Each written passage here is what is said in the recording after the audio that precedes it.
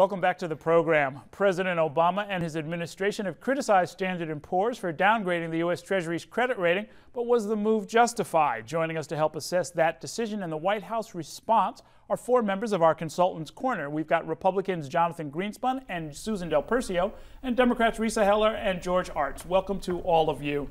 Let's go right to the grades. We asked you to grade the Standard & Poor's move, and I'm sure you've all read it. It wasn't that long of a decision, and then there's been a lot of commentary, a lot of heated commentary at that. Let's start with Susan. Well, I'm you not rejected in a position, the premise of the question. I know. Well, no, I'm not in a position to actually grade their decision as far as being a market specialist, but I gave it a B for the blame game. I mean, it firmly put the blame where it should be, frankly, on Washington right now. I give the Obama administration an F for completely just, again, blaming other people instead of taking responsibility to do what needs to get done. Okay. And I see some skeptical faces across the table here. Let's get all the grades out, then we'll talk about it. I think I gave them a D-. And I think that there are, that they are trying to make some sort of statement like, after they screwed up the mortgage stuff, and are out there trying to say, we're tough and we can make these independent decisions. So I think it's a sort of clever PR type move. But if people didn't respect their decisions, and I understand, I happen to agree with you, a lot of the things that they've done, they've completely missed out on. But if people didn't really think anything of it, would the market would have gone down 600 points? Listen, I was saying this before. I don't think people, I don't even think we understand. Oh no, I don't mean the American public. I mean the people who are doing the trades on Wall Street and the people in the finance the two other rating agencies affirmed their AAA their AAA rating for us today. So to me, it's cockamamie. John. I gave him a D also because I've always thought that a rating was really an estimate that talks about the probability of default, and I think we can all agree, even though we're not economists, that the federal government, which has the ability to print money, is not likely to default. Treasuries are still strong. That said, I do think that there's tremendous uncertainty today with what happened in the market, and really it was, I think, the mom and pop investors. I heard immediately upon this rating coming out, I heard 3 people yesterday and 2 this morning who said they were pulling everything out in the market, and that does not express confidence. I mean, there's good chances that you will rebound the same way that you have other drops. I mean, usually what happens is you have this precipitous drop, and then you slowly come back. But confidence right now is really what's at stake. I know people who took money out in the market, took everything they have. The people you're talking about, absolutely. Are they money managers or no?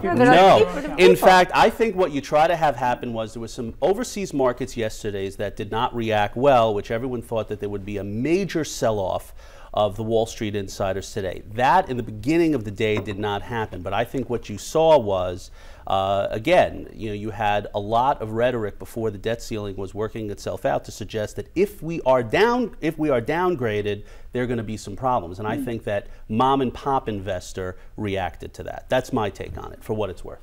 I think those people are ill-advised. I think that the market will come back.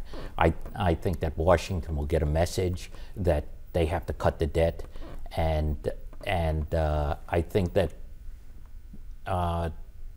the rating agencies, the other rating agencies, Fitch and Moody's, will hold its own. Your grade for Standard & Poor's? F. Because I think they're trying to recapture their reputation for putting AAA ratings on toxic mortgage-backed securities. Is there any way, I don't know if there's any way around this, but it seemed to me that all of the sniping and all of the displacing of blame between the two parties and the principals involved really perfectly reproduced the very bickering that led to the downgrade in large part. But no doubt. On the other hand, you guys as consultants, if you were advising a Boehner or an Obama or a Reid or a McConnell, you would tell them to attack, wouldn't you? You'd tell them to, look, blame the other guys. We got an election coming up. Well, it depends on what your goal is. I mean, if you're trying to get reelected and you're Obama, I can understand the attack to some extent, but you have to stand up and take responsibility as a leader. That's first and foremost. If you're the Republicans in Congress, you say, I told you so. We said that if we don't do significant debt cuts, deficit cuts. This was going to happen. I mean, Standard & Poor's was almost locked into this. They said $4 trillion or we have to cut. They didn't get $4 trillion, so they had to cut. So the Republicans can say this is the first warning. And if you're the congressional Democrats, you say, look at what the Republicans did. Oh, they, you know, what did they use to calling the Dems called Republicans terrorists or something crazy like that. They use their rhetoric and they spin that way. But the biggest problem is that Obama did not come off looking like he's willing to take responsibility and be a leader. I think there's a lack of leadership on all sides. We're going to talk about Hugh, Carey in a few minutes, but I think if you talk about that era and talk about the sense of urgency that was in those days, with the best and the brightest working to help prevent the city and the state from going under. That's what's lacking here. Well, you also mentioned earlier, we said in the green room that he also lacked an ego when speaking of Governor Carey, which made a big difference in he also had a great sense of humor, which helps in a relationship. Well, you know what? Go ahead and tell us. You were a reporter at the time when Hugh Carey was governor. I was a reporter. Hugh Carey was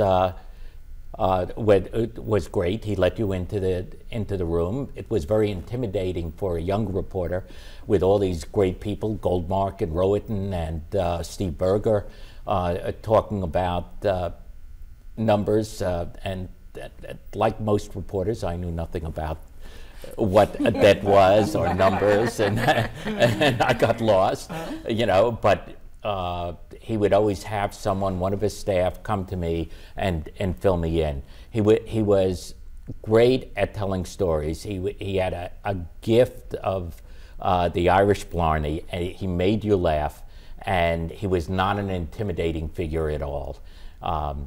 He was just a terrific guy. Mm. And we don't see many like him anymore, do we? No doubt about it. And you know, when you talk about some of the people, you know, who try to intimidate you, who really are trying to get their own way, he wasn't. He was looking for consensus, you know. And you know, people talk about him saving New York, but it wasn't only New York. You know, it was criminal justice, court reform, juvenile justice.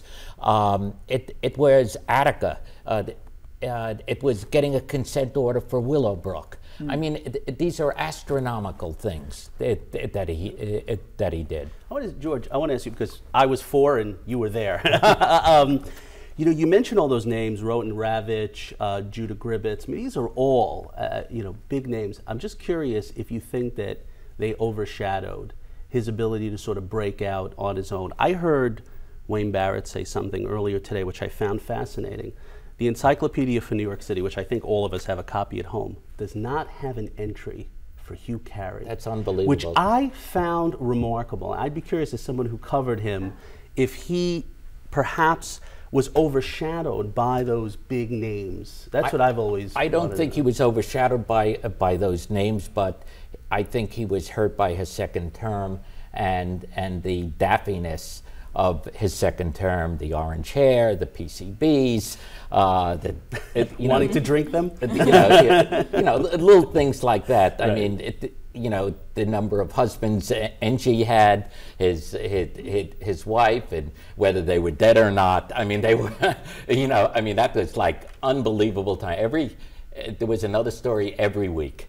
I mean, that can distract a headline writer. It's not just supposed to distract the historians or the writers of the encyclopedias. It did, because people didn't take him seriously in his second term. Also read the obits. It's half the. I mean, that's like the second. Well, some of that has to do with the age and relative inexperience of those of us. Don't forget, he wanted to run for president, and no one took him seriously then. No, it's true. I mean, look, in Congress, he was on the short list to become Speaker of the House. Right. I mean, he's an extraordinary man.